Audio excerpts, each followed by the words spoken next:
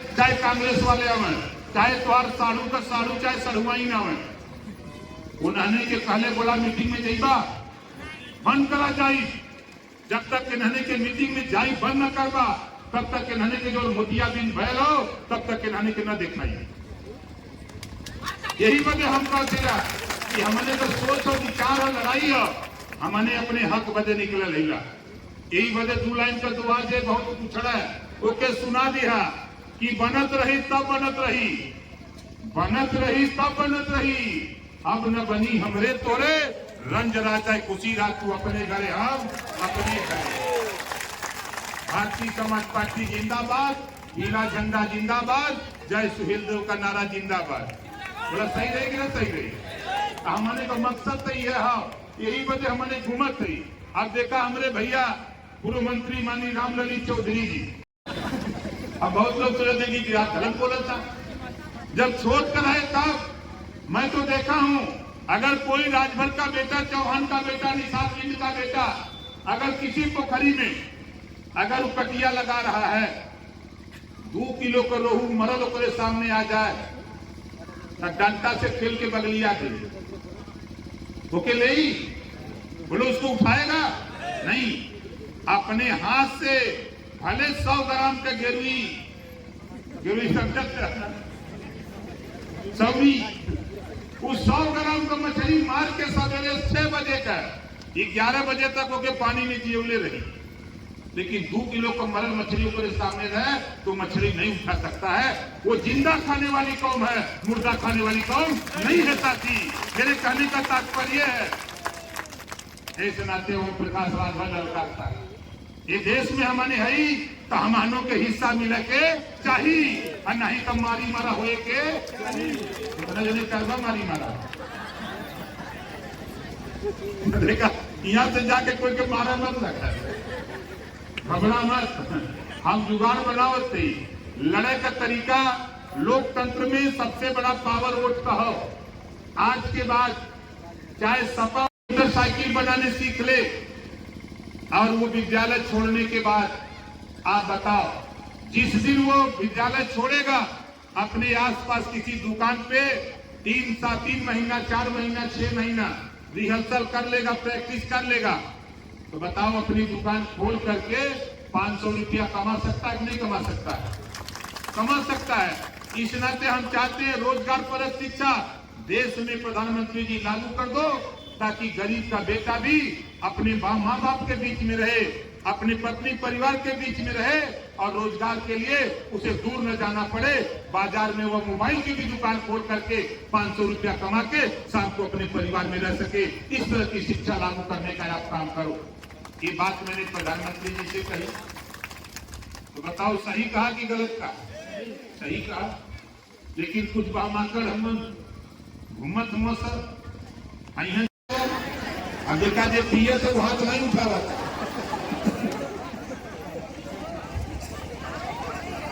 हम ऐसे टेस्ट ले रहे हैं, आप सुनो। देखो ये बात मैंने प्रधानमंत्री जी के सामने कही कि माननीय प्रधानमंत्री जी, आपका प्रदेश है बिहार, गुजरात, आप गुजरात से आते हो, आप देश के मालिक बन गए हो। आपके प्रदेश गुजरात में अगर शराब बंद है, हम यूपी से आते हैं, यूपी में भी शराब बंद कर दो ताकि गरीबों का कल्याण हो जाए। बोलो सही कहा कि गलत कहा? यहाँ जितना एमएलए एमपी हमन कौनों के औकात हो प्रधानमंत्री के जाए थे, कोई जाई?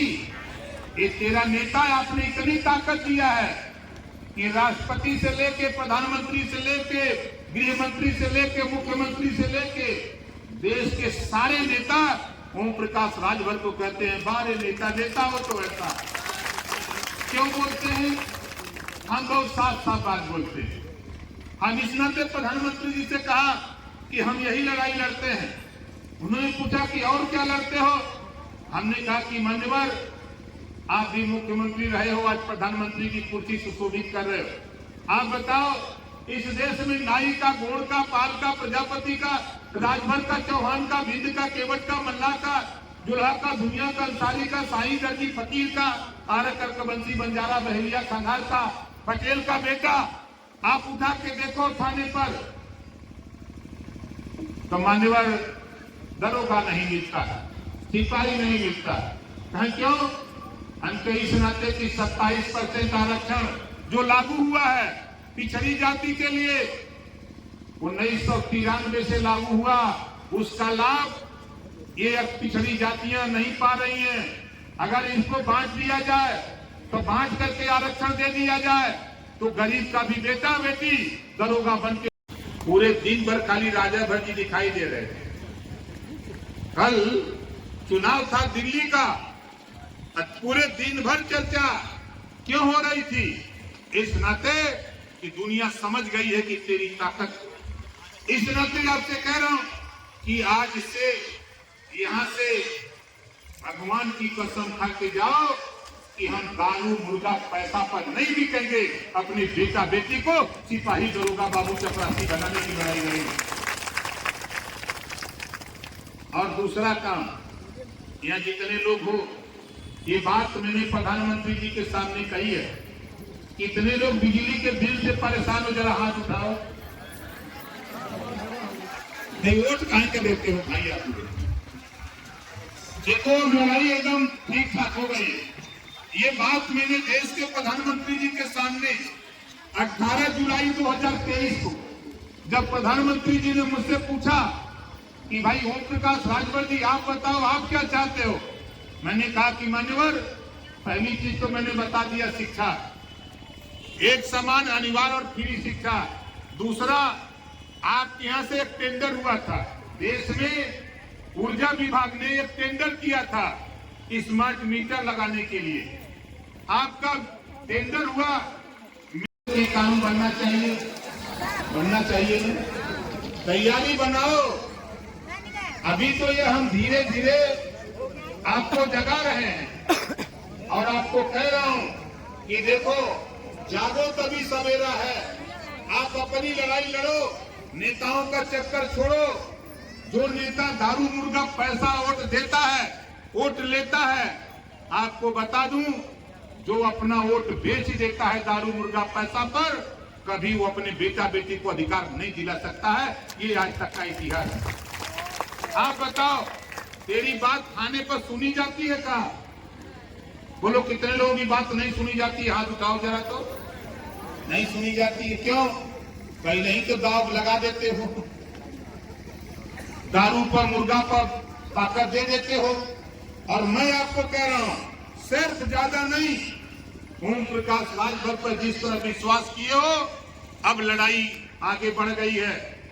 अब वो ताकत पैदा कर दिया कि प्रदेश नहीं देश की भी राजनीति में अगर चर्चा होती है तो बगैर ओम प्रकाश राजभर के और भारतीय समाज पार्टी के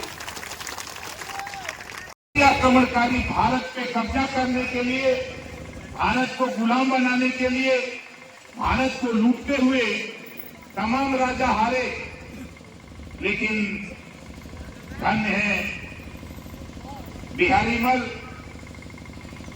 उनकी पत्नी का नाम लक्ष्मी देवी, उनके 4 पुत्र थे, धनदेव, बलदेव, गुलाय देव और सुहेल देव। सबसे छोटे सुहेल देव जी थे, 1009 में पैदा हुए और 18 साल की उम्र में इनकी कार्य कुशलता को देख करके बिहारी मल जी ने इनको राजा बना दिया, बहराइच का राजा बना दिया। 1027 में 18 साल की उम्र में ही राजगद्दी पे बैठा दिया। इधर विदेशी आक्रमणकारी, बोलो सही कह रहा हूं गलत कह रहा?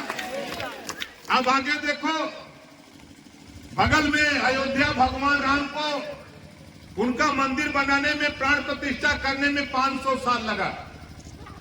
भगवान राम का मंदिर बनने में 500 साल लगा, लेकिन तेरे इतिहास, तेरे राजा का इतिहास 20 साल के अंदर ओम प्रकाश राजभर ने, चले जाओ नानपारा मैदान बहराइच, शुक्ला नदी, 50 फुट ऊंची मूर्ति,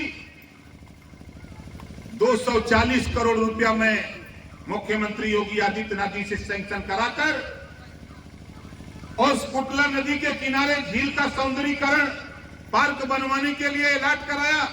जब पिछली बार मैं मंत्री था, मैं हटा, मिलता रहा मुख्यमंत्री जी से 10,000 करोड़ रुपए की लागत से तेरा इतिहास, तेरे राजा की मूर्ति बहराइच के कुटला नदी के किनारे 5 एकड़ जमीन में पार्क बनाकर 50 फुट ऊंची मूर्ति बना करके ला दिया।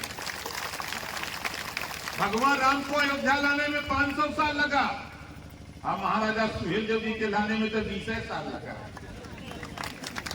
ले चलूंगा, आपको दिखाऊंगा, जुगाड़ बैठा रहा हूं यहां से ले चलने का, बहराइच ले चलने का, वहां मैं आपको जुगाड़ बना रहा हूं, ले चलूंगा कि देखो ये ओम प्रकाश राजभर तेरा नेता क्या क्या करता है। हम आपको वहां ले चलूंगा और दिखाऊंगा कि हम जिनके वंशज हैं, जब उन्होंने विदेशी आक्रमणकारी को नेस्तनाबूद कर दिया, 157 साल तक लगातार 157 साल तक लगातार भारत पर कोई विदेशी आक्रमणकारी आंख दिखाने की हिम्मत नहीं पड़ी। इतना डर, इतना भय महाराजा सुहेलदेव जी का विदेशों में था। वो अपनी सेना सजा लेते हैं, तब तक वो विदेशी आक्रमणकारी बहराइच के किले पर पहुंच करके ललकारता है महाराजा सुहेलदेव जी को, और महाराजा सुहेलदेव जी ने उसकी ललकार को सुनकर उठाई तलवार 40 किलो की, 1 लाख सेना सहित उस आतताई को नानपारा मैदान बहराइच में दफन कर दिया। हम उनके वंशज हैं। जिस महाराजा सुहेलदेव जी ने, जो कोई उनके उस आतताई जुल्मी के सामने, विदेशी आक्रमणकारी के सामने जो कोई टिक नहीं पाया, ऐसे वीर योद्धा राजभर महाराजा सुहेलदेव जी ने 1 लाख सेना सहित नानपारा मैदान कुटला नदी के किनारे वहीं दफन कर दिया। ये आज भी इतिहास लिखा हुआ है, लोग जाते हैं बहराइच। ऐसे वीर योद्धा का इतिहास देश के इतिहासकारों ने नहीं लिखा। जब मैंने पढ़ा तो मैंने भी मन बनाया कि जब तक अपने इस इतिहास को धरातल पे ला नहीं दूंगा, तब तक हम भी चैन से बैठने वाले नहीं हैं। और आज उस इतिहास को जय सुहेलदेव, भारतीय समाज पार्टी जिंदाबाद, भारतीय समाज पार्टी जिंदाबाद, भारतीय समाज पार्टी जिंदाबाद। अभी तो ये अंगड़ाई है, अभी तो ये अंगड़ाई है, हाथ नीचे करिए। भगवान अयोध्या में है, महाराजा